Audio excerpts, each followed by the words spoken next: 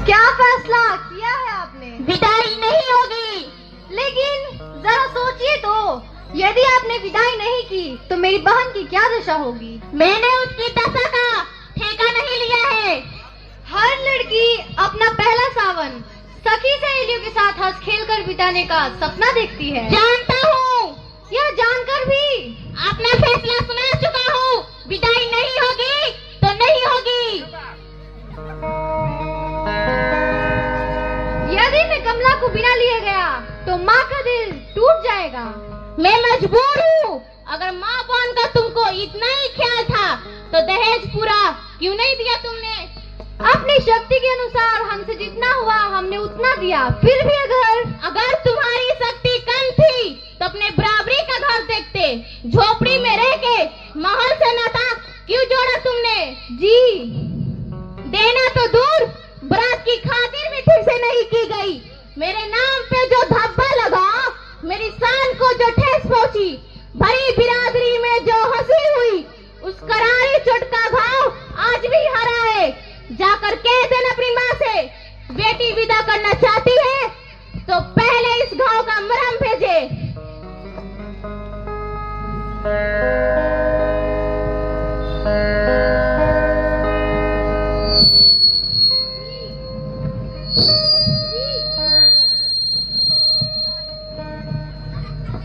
आप इस समय तो विदा कर दें। हम गौने में आपकी हर मांग पूरी करने की कोशिश करेंगे। अगर तुम्हारी शक्ति कम थी तो अपने बराबरी का घर देखते।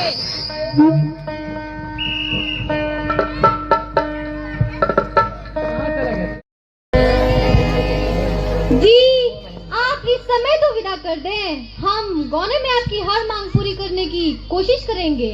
मैंने दुनिया देखी है प्रमोद, ये बाल धूप से सफेद नहीं हुए हैं और तुम कल के छोकरे मुझे बेवकूफ बनाना चाहते हो। ये क्या कह रहे हैं आप? ठीक कह रहा हूँ। मेरा फैसला आखिरी है। विदाई तभी होगी जब तुम 5 लाख नगद रुपया मेरे हाथ में ला कर दोगे।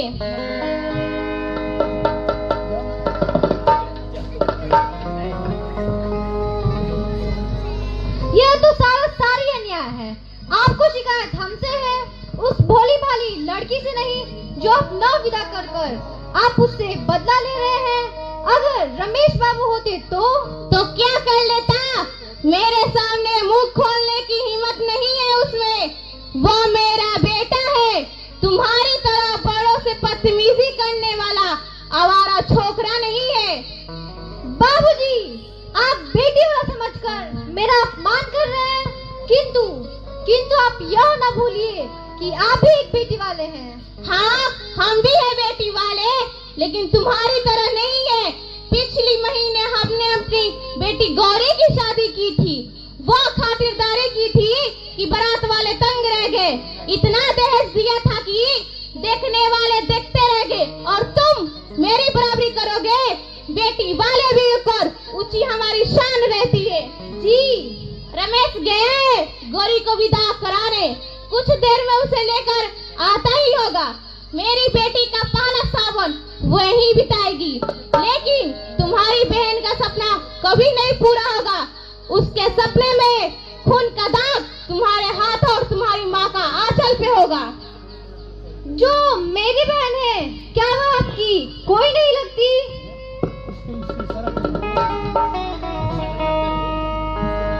बहू और बेटी को एक तराजू पे तोलना चाहते हो? बेटी बेटी है और बहू बहू है। ठीक है, जब बाप अपने जिद पर ही अड़े हैं तो आपसे विनती करना व्यर्थ है। क्या जाने से पहले मैं एक बार अपनी बहन से मिल सकता हूँ? जरूर। और हाँ, उसे ये भी कह देना कि आने से पहले मेरा घाव का मरहम अवश्य लाए। अरे सुनती हो गौरी की माँ, जरा बहू को भेज दो अपने भाई से मिलने आकर।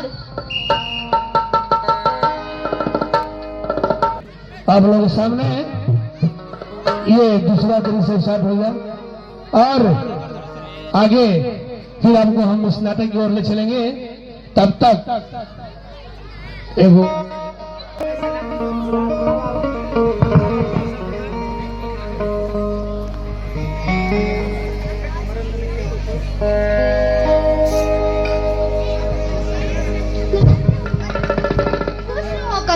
खुश रहो कमला, बैठ जाओ।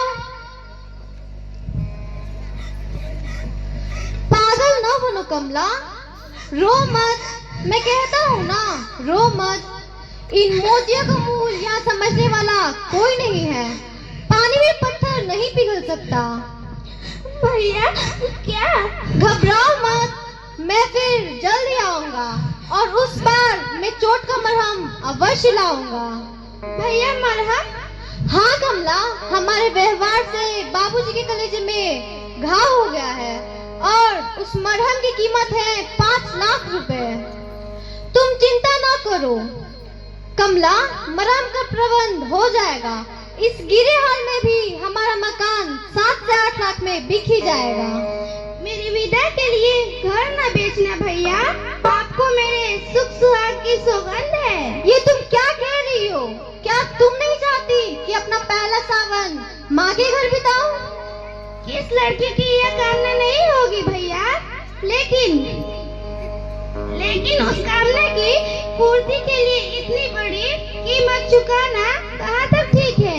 1-2 साल में आपको बिमला का ब्याह भी करना है। ये लेकिन तुम? मेरी चिंता आप ना करें, सच विदा न होने से मुझे जरा भी दुख ना होगा।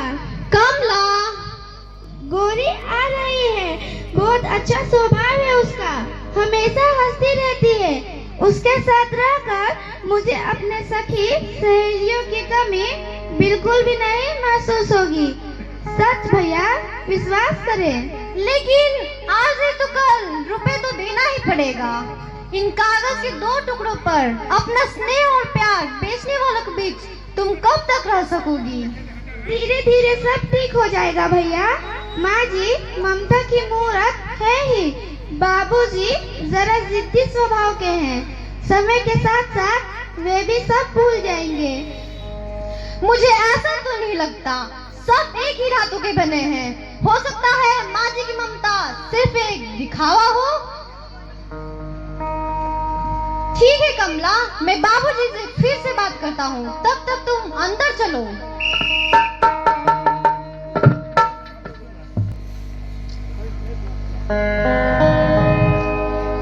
भैया बड़ा घर चला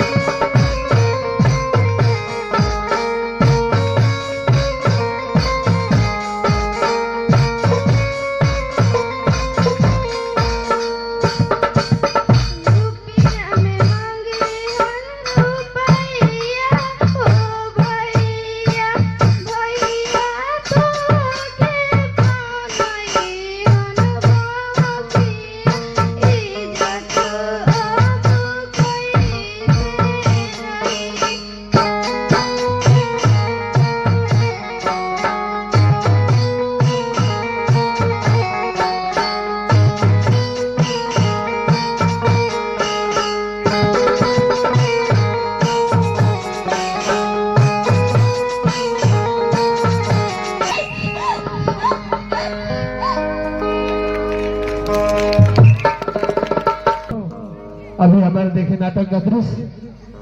हटाओ ना कुर्सी को कम। हेलो,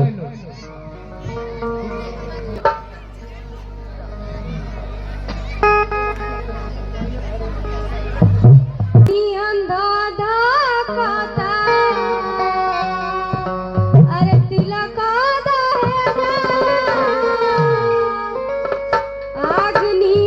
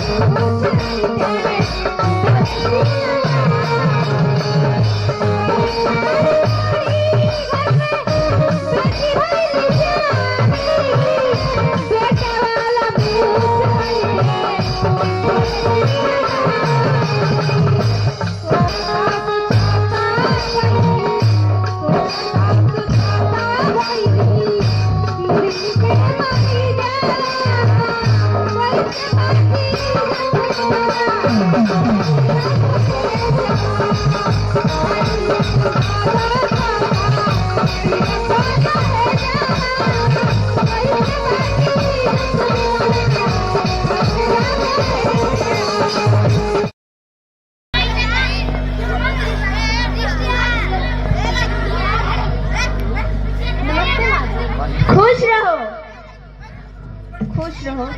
बैठो। जी। क्या बातें हो रही थी भाई बहन में? बस कुशल मंगल पूछ रहा था। और विदाई के लिए क्या कहा उन्होंने? समझ गई, अपनी जिद के आगे तुम्हें किसी की सुनते ही नहीं। जब तुम्हारी चिट्ठी आई थी तभी मना कर रहे थे, मैं तो समझाते समझाते हार गई। अब क्या कहा उन्होंने? मुझसे सन कैसी प्रमोद, मेरे लिए जैसा रमेश है वैसा ही तुम हो। बताओ कितना रुपए चाहते हैं वे?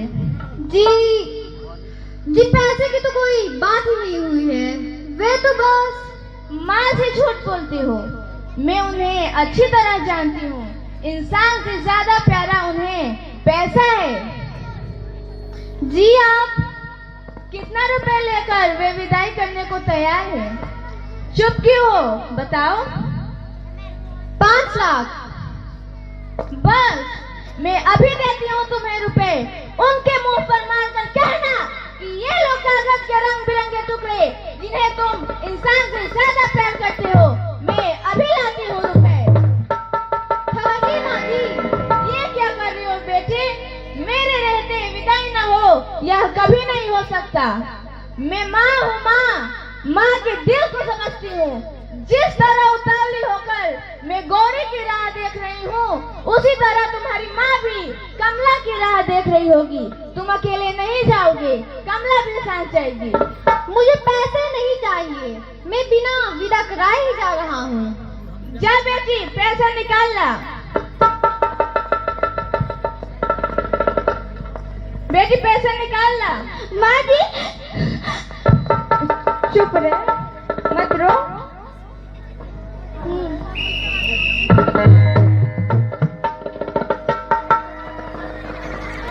तो दोस्तों अभी देखें अगला सीन, अभी सीन बाकी है और आगे आपको फिर हम सीन दिखाएं।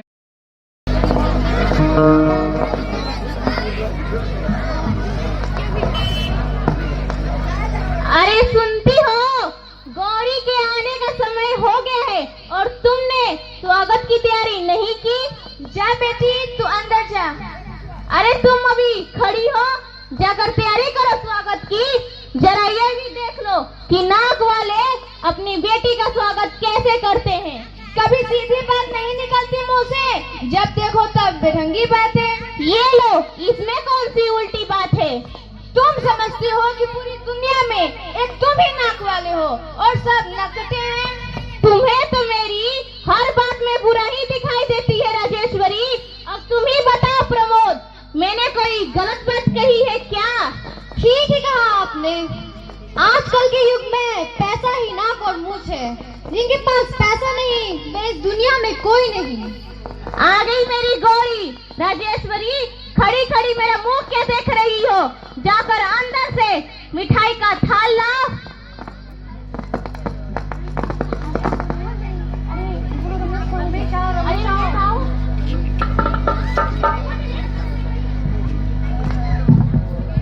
गौरी कहाँ है? वो नहीं आई। क्यों? तबीयत उसका ठीक है ना? जी हाँ। फिर उन्होंने विदा नहीं की।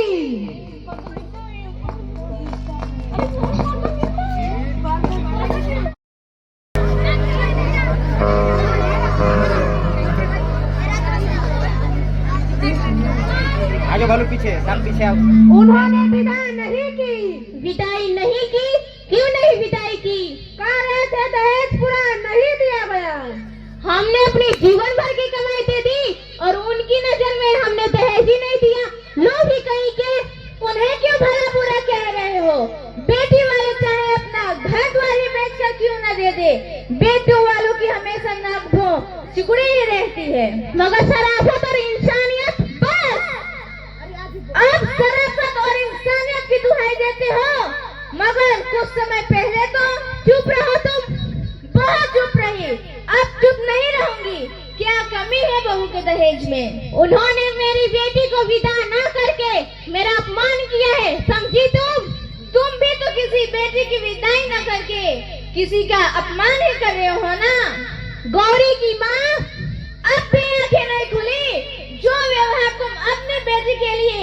दूसरों से चाहते हो वही व्यवहार तुम दूसरों की बेटी के साथ नहीं करते। जब तक तुम बेटी और बहू को एक सा नहीं समझोगे तो ना तुम्हें सुख मिलेगा और ना ही शांति। बहू और बेटी, बेटी और बहू अजीब उलझन है, कुछ समझ में नहीं आता। अब मुझे आज्ञा दीजिए बाबूजी। ठहरो प्रमोद, मैं जा रहा हूँ, मेरी गाड़ी का समय हो गया है। विश्वास रखें, मैं अगली बार आपके चोट का मरहम लाना नहीं भूलूंगा। मुझे लज्जित ना करो प्रमोद, बेटी वाले ने मेरा चोट का इलाज पहले ही कर चुके हैं बेटा। बाबूजी, कभी कभी चोट भी मरहम का काम कर जाती है प्रमोद। राजेश्वरी, खड़ी खड़ी मेरा मुंह क्या देख रही हो? जाकर तैयारी क्यों न करती? बहू की विदाई नहीं का करनी है। अगर है बेटे वाला, यह याद रखे कि वह बेटी वाला भी है, तो सारे उलझने सुलझ जाएंगी।